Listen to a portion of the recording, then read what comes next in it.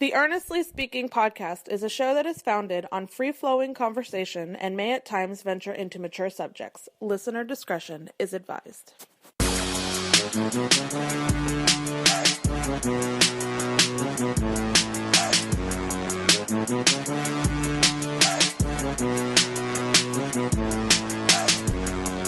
Earnestly podcast coming to you on April 14th, 2021.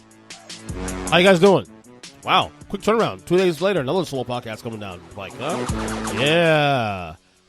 So, you know, sometimes you feel it. Sometimes you just get so much content you want to talk about that, just want to go ahead and do it. I was going to wait till tomorrow to do this or Friday, but I'm like, you know what? I got a couple minutes to step in here and say what's on my mind and all that. And why not? Why wait?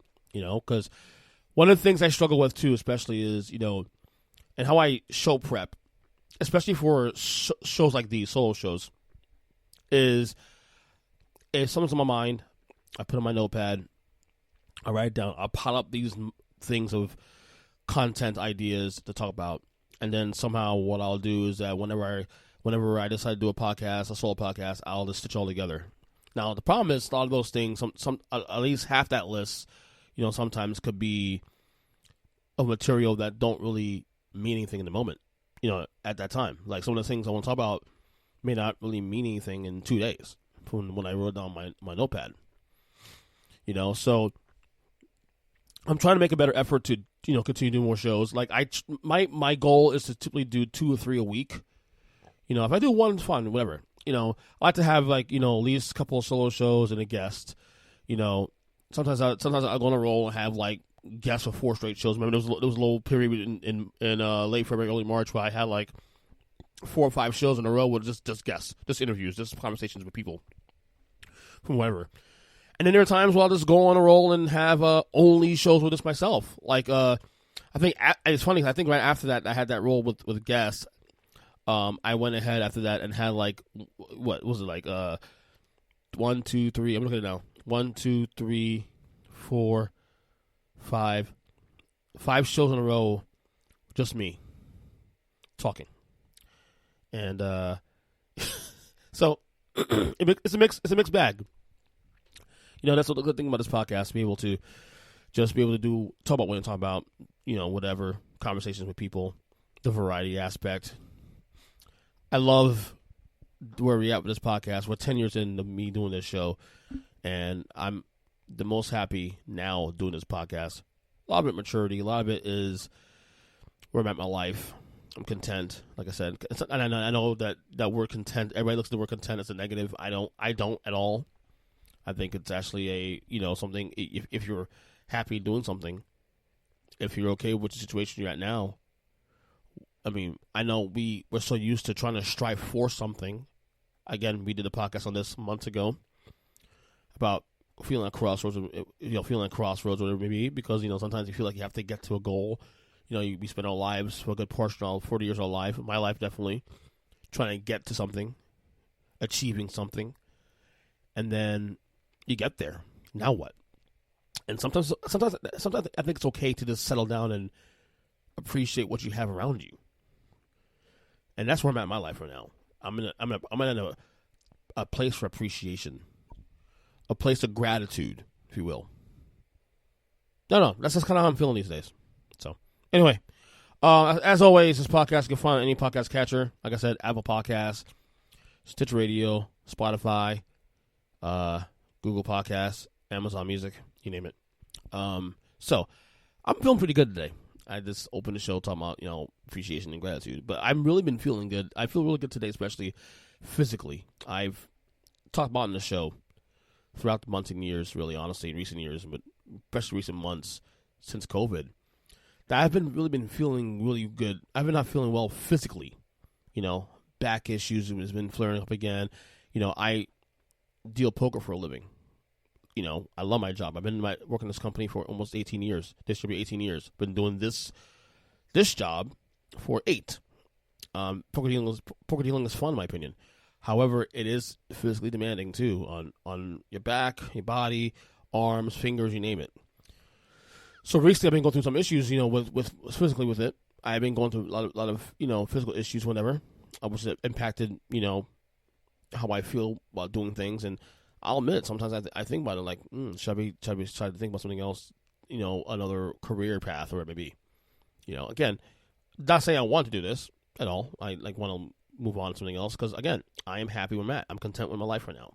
I'm happy,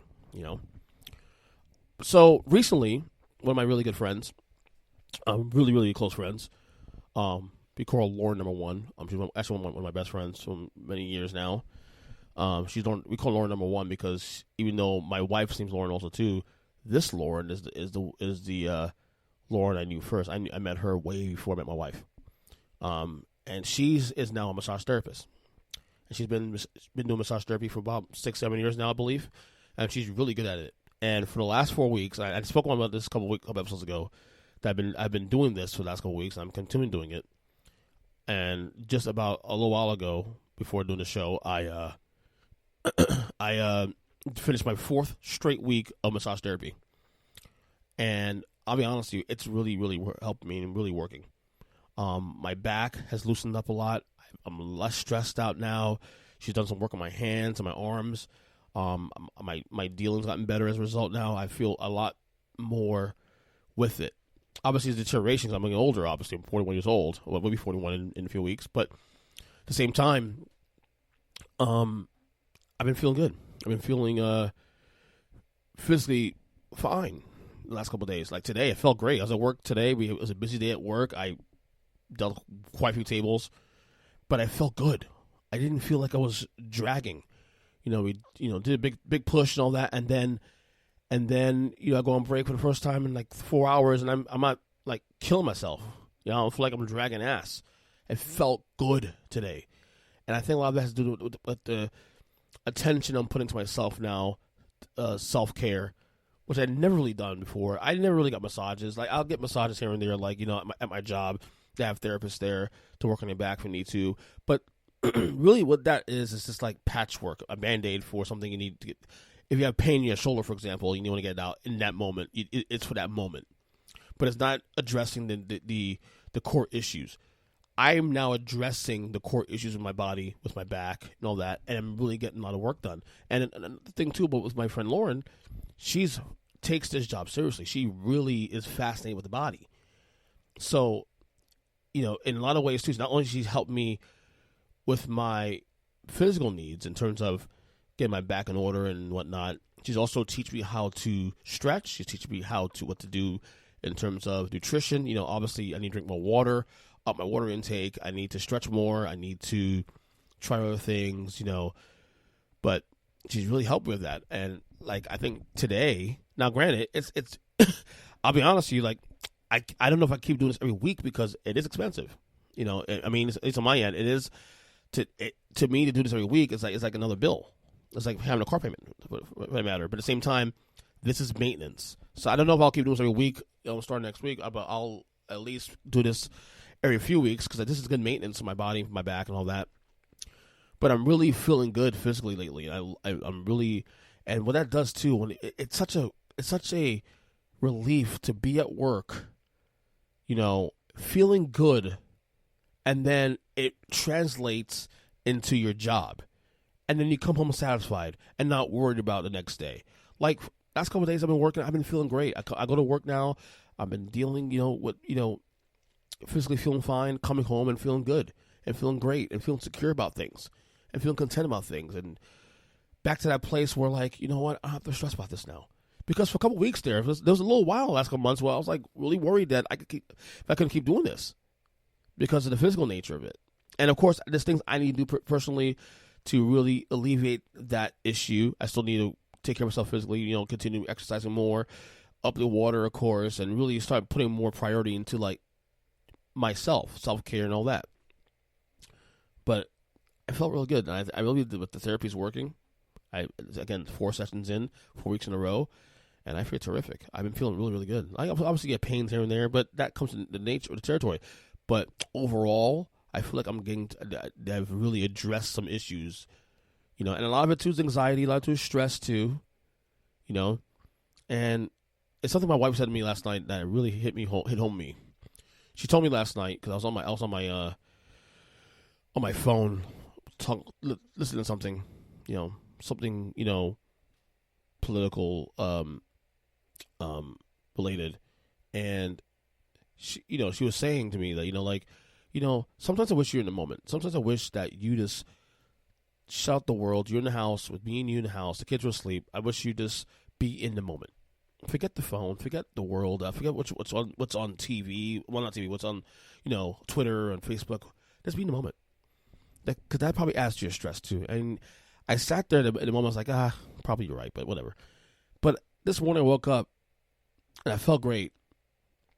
And I thought to myself, she's kind of right. Like, sometimes we add on the stress that we really don't need. There's a stress that we add on. Things that doesn't really matter in the grand scheme of things. Yes, you can enjoy sports, you can enjoy this and that, whatever it may be. But at the same time, don't take those things on if you don't need to. And if you're getting to the point where you're stressed out about it, then step away. And that's kind of how I'm feeling about, for example, politics. Now, we're 3 months in the Joe Biden administration, about 3 months in, about a couple of days away from 3 months. Whatever. And to me, there's obviously still a lot of rhetoric out there on both ends of the political spectrum. I get it. But and I said this before, I think a couple episodes back, and I'm kind of there now. Like, I'm kind of right now over politics. I'm over the political BS with people. And it's fascinating for me to say that because I actually enjoy politics. I actually follow politics for a long time, since I was a child. So I actually enjoy the process. I actually love reading about Washington, D.C., the bills being written up and all that. I'm always been fascinated with that. But today, politics 101 today is not the same. Everything is polarized. It's hard to open up your social media without a friend of yours that's talking about something that you may agree with or may disagree with, but it's not that it's triggering, but it's just annoying. And I know I got to the point of feeling stressed and over it when, for the last 2 weeks, my wife's been telling me, or asking me, hey, you haven't watched Bill Maher in a couple weeks. You want to watch it? I'm like, nah, I'm good. And I religiously watch Bill Maher every Friday. Her and I both do. And we also watch John Oliver every week too. And same thing. She asked me, we're behind on John Oliver by a few weeks. You want to watch this week's John Oliver? I'm like, no, I'm good. I'd rather put on something that's a little more easy to watch. And we've been binging Fresh Prince of Bel-Air for the last 3 weeks to a month. Because I'm in a place now, right now, where I just want to turn down the volume. I'm kind of over the BS of, you vote for that guy, well, you're an asshole, and and all that. I'm just over that, dude. I'm so over the last 4 to 5 years of Trump. I don't know, I'm even blaming him for this necessarily. He obviously was a triggering point because of his personality and how bombastic he is. But the environment in general that came because of it, what became very toxic in a lot of ways. On both ends, not just on people who support him, but people who were against him. It was very toxic. And at some point, and that's the thing I said when Joe Biden got elected, is I was looking forward to the most, was the volume being turned down. That doesn't mean you don't pay attention to what's going on. There's a big difference. But I'm not going to sit there and base my entire day and week and month and year about the President of the United States and what he's doing and what position is this on and all that, and just run with that. Because that is just too damn stressful, man. Way too stressful. And it's a waste of time at the end of the day. You vote who you vote for and you move on. That's it. You know what I'm saying? You vote who you vote for and move on. So, I'm over it. I'm really over it. What else to talk about? So, something else I want to talk about here. So, I missed this game on Saturday. Nets and Lakers played Saturday night basketball, NBA basketball. Lakers won, surprisingly, without LeBron and AD. But there was a scuffle between Kyrie Irving and Dennis Schroeder. And supposedly, Dennis Schroeder used the N-word towards Kyrie Irving. I believe that's the case. I think he said he used to us Kyrie, and Kyrie told, I guess basically was very offended by that and shouldn't use the N-word and all that. And they brought a little conversation about the N-word and all that. And, about whether or not it should be used in public and, well, in general and this, that, And now, mind you, both guys are black. So there's this perception that, well, we can use the N-word because we're black, but you can't because you're white. And that we get all that. There's been discussion on a lot of the media, sports media especially, and this is a topic. The reason why I want to bring this up today, because this is a topic I've been talking about for years upon years about my feeling on the word. And it's kind of polarizing in some sense because, I'm brought from a more conservative background. I am a black man. But I'm pretty, in some ways, conservative in some ways. Some I'm not. Depends on the issue. Depends on the situation. The N-word for me has always been something I just never enjoyed at all in any phase. I never liked it. Now, granted, I have rappers I listen to for years that use it regularly on the songs, and I, whatever, it's on there, and it is what it is. You can't stop it sometimes. Like for example, DMX, who just passed away last week. One of my favorite songs of his actually has the N-word in the title. It's called, the song he did with Cisco, "What These Bitches Want from a Nigga." And I love that song. It's a phenomenal song. Cisco's hooks are amazing, but the word always bothered me. I hate the word in general, and I hate it. Especially, I always hate it even with my own people who use it. Sometimes my people in my family will use it, and I get mad about it. Like, stop using it. And I get mad because when those same people in my family or people I'm friends with who are the same color as I am, they hate when other folks, not their race, use it. But they hate it, but then they'll use it themselves. And to me, it's always bothered me that why would you want to first off empower a word that's you knowledge that's negative. Like we as black people who hate the word are acknowledging it's a bad word to use. It's a negative word. So why would you want to use that word? That's what's always bothered me about that word and the position of it. Again, I'm all for free speech and all that, but I've always not liked. To me, that word does not bring the best in people. It does not, and especially in our culture. To me, if I use that word, it's not the best of earnest Christian. So I wouldn't want to use a word that's not going to bring out the best in me. That word does not do that. It's not bringing out the best in me. I would judge somebody based on that word, unfortunately, because to me that word is so negative and so derogatory. And yes, I get it. It's part of our culture in terms of music and hip hop and all that, and a lot of our rappers and entertainers use that word in the music and all that. And not saying it's right, not saying whatever. I mean, we enjoy the songs. Like I said, the DMX song I love very much. It's in the title of the song, but I don't like the word at all across the board. And again, my position is a little polarizing because even within my family, black folks, my family, they think I'm a little too naive with it, that we should once use that word. Whatever. I just think it's wrong. I just think it's just not productive to empower a word that we already acknowledge is a negative word. That's just my position on that. But, Marcellus Wiley he's on the show Speak for Yourself on Fox Sports 1, FS1. It is a clip he left. If you check out his Instagram page, he left a nice, it's like a 7-minute, 8-minute clip about the word, his vision of the word. Because he's somebody who used the word back in the day. Black man, he played football. And he explained it beautifully, perfectly, why that word it's not great. And he wasn't just denouncing the word and people who use it.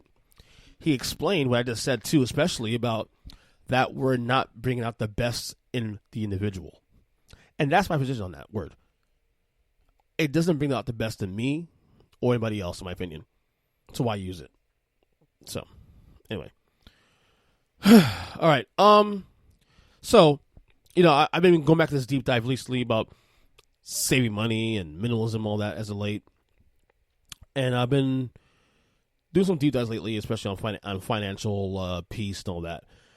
I've spoken about in the past about Dave Ramsey. Dave Ramsey is a Christian financial advisor who was a big following, big radio show, podcasts, books, you name it.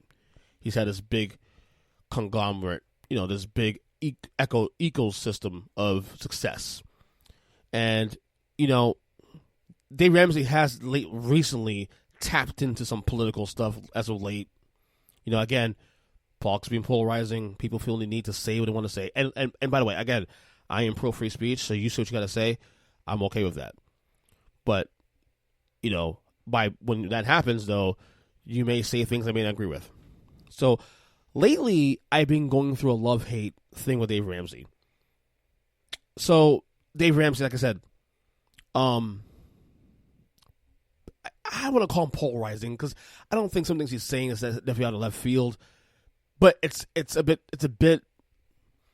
not disappointing. That's the wrong word to use. A bit stunning in some degrees because he's someone that's never really spoken about his political positions in the past. And now we're in a day and age where people feel the need to be more open about the politics. And again, I'm okay with you doing that. That's fine. But Dave Ramsey also is a big mainstream guy in the sense where I thought maybe he wouldn't do that because, hey, why would you want to alienate people who you may not agree with you politically speaking, but like your stuff, like what you believe in, what your product. So I'm a big believer in Dave Ramsey. First off, for example, his whole setup, his financial layout, for example, I completely agree with.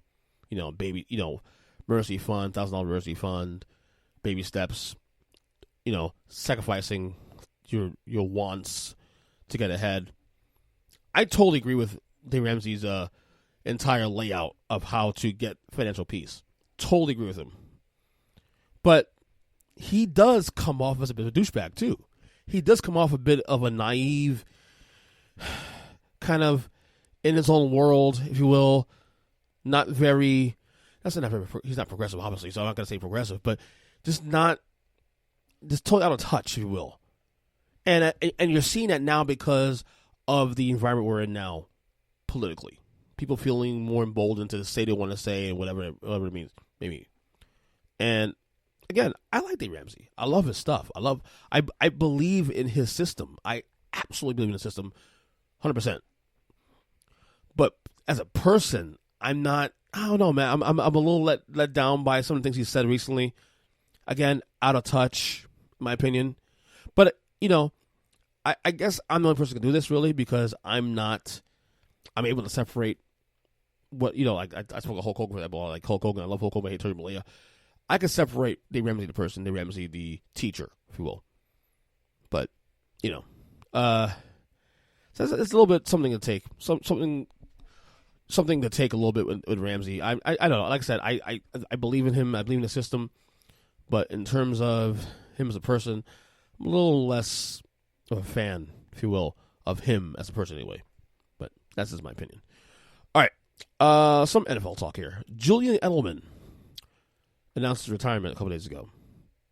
Julian Edelman, of course, is 3-time Super Bowl champion, receiver, doing the Patriots, Super Bowl hero, actually won the Super Bowl MVP in the Super Bowl against Atlanta. What was that, 51, I think? So it's brought up this debate again. And I say again because this is something we discussed on this very show literally 3, maybe 4 years ago. And coming out of that game against Atlanta when they came back, the 23 game, where whether or not Julian Edelman is a Hall of Famer. And I feel bad because I actually had something written up, a draft written up years ago for a blog on my site to write why he was not a Hall of Famer. Now, again, this is 4 years ago, and I left it up. I left it up on a notepad for years.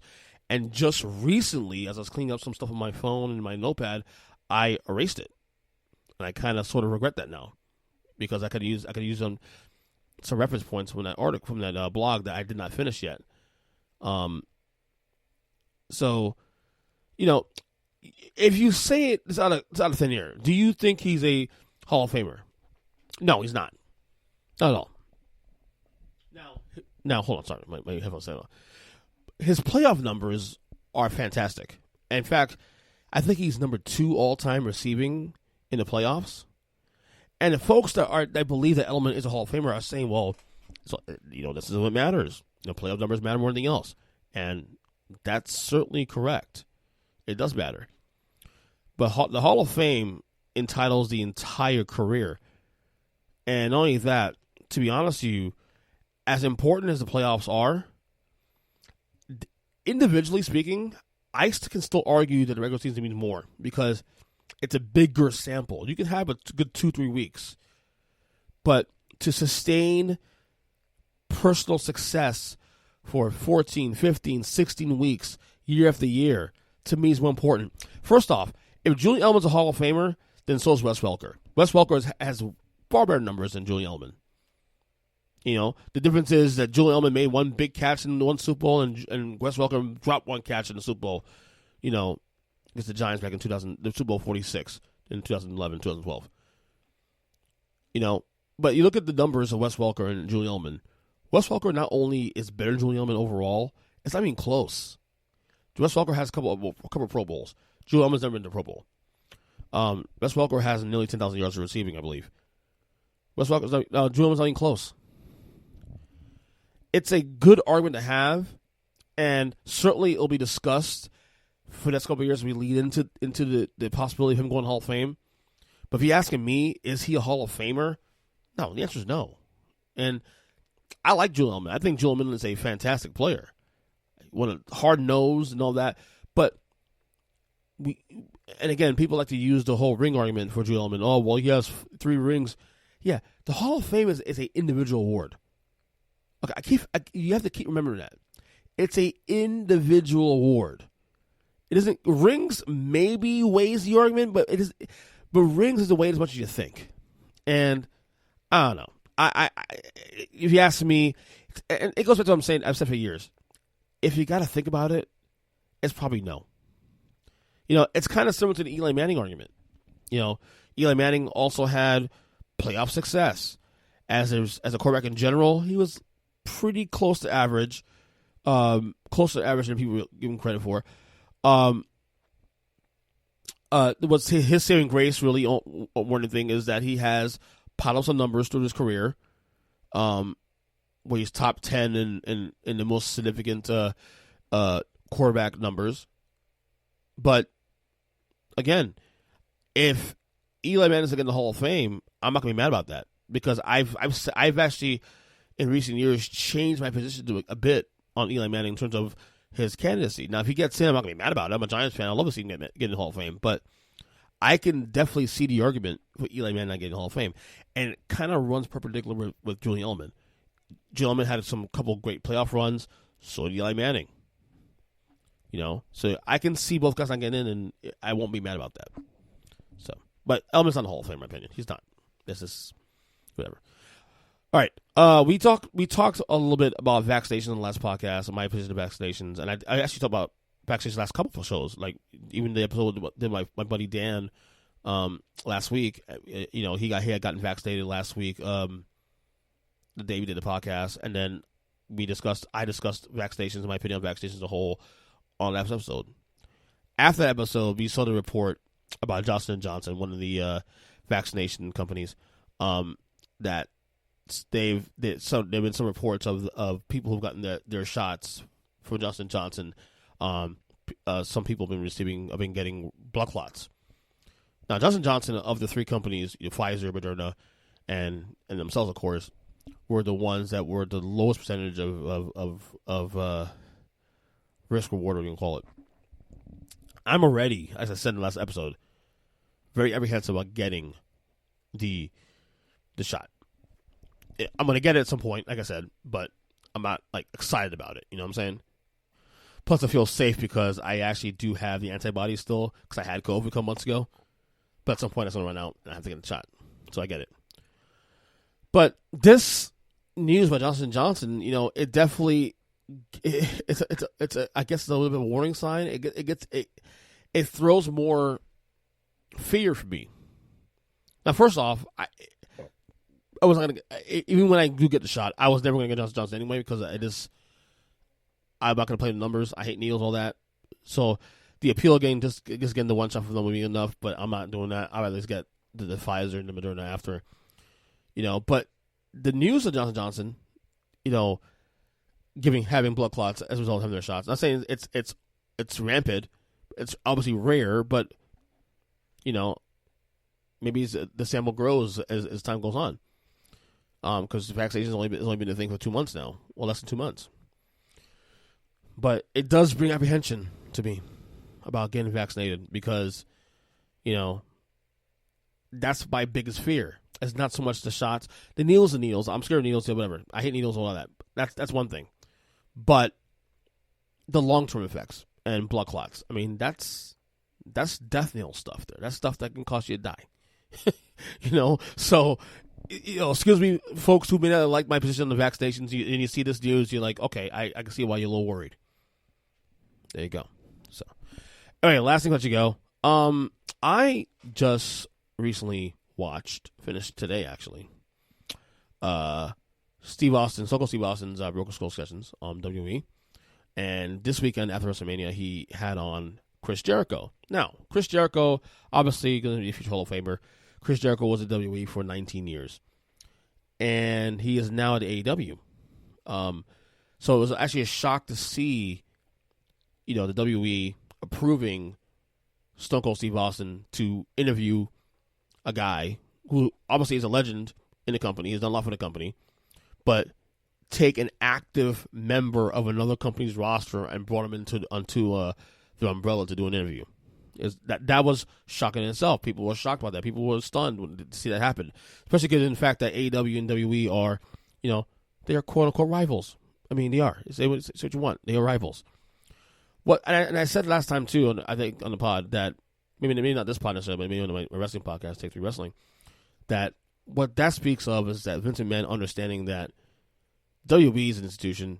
AEW, no matter how good they'll get, they'll never take over WWE because WWE is just that damn good. They are the institution, and they have a made and all that.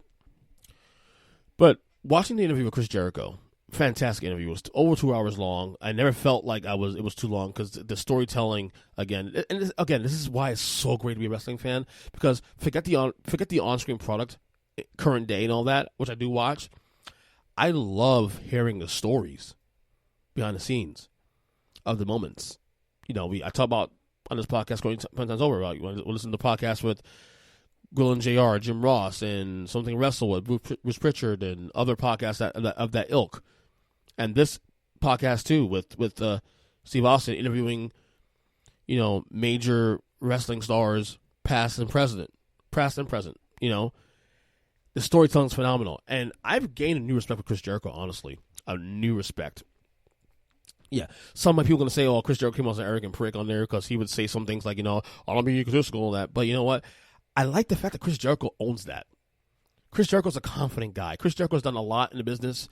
He's had 30 years. He's made it through 30 years. And you look at the era he came up too. He was still in that era, not so much in the really, really like drug-infested era, maybe a little bit after that. But the fact he's come through and still be able to not just still be a wrestler, not be one of the main guys in another company that's challenging WWE, has his own podcast, has done movies and whatever, radio, he's in a successful rock band, still touring for over 20 years.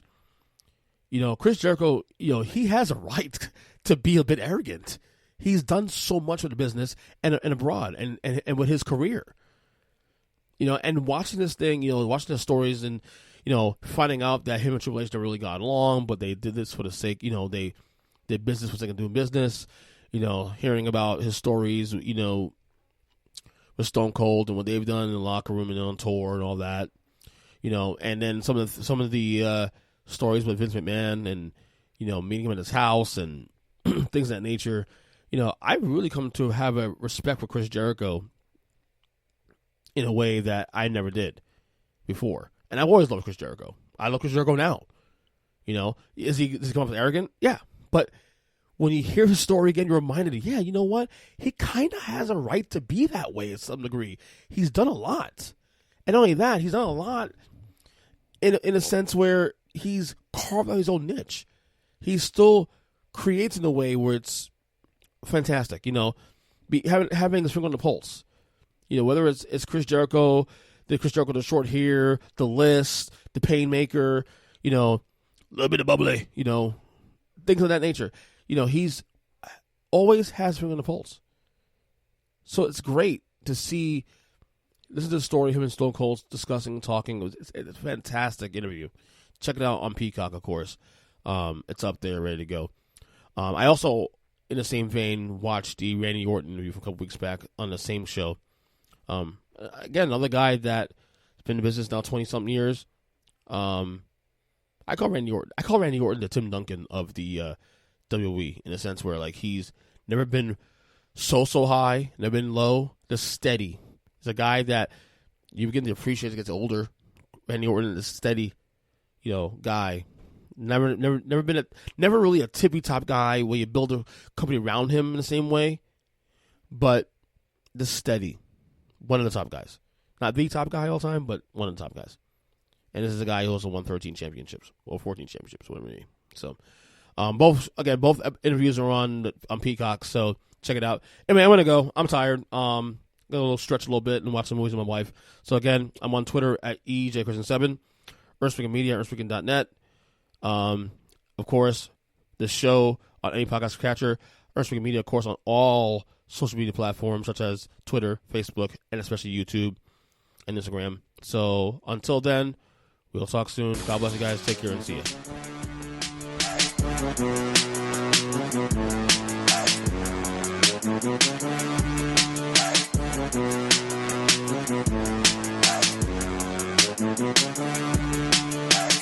you.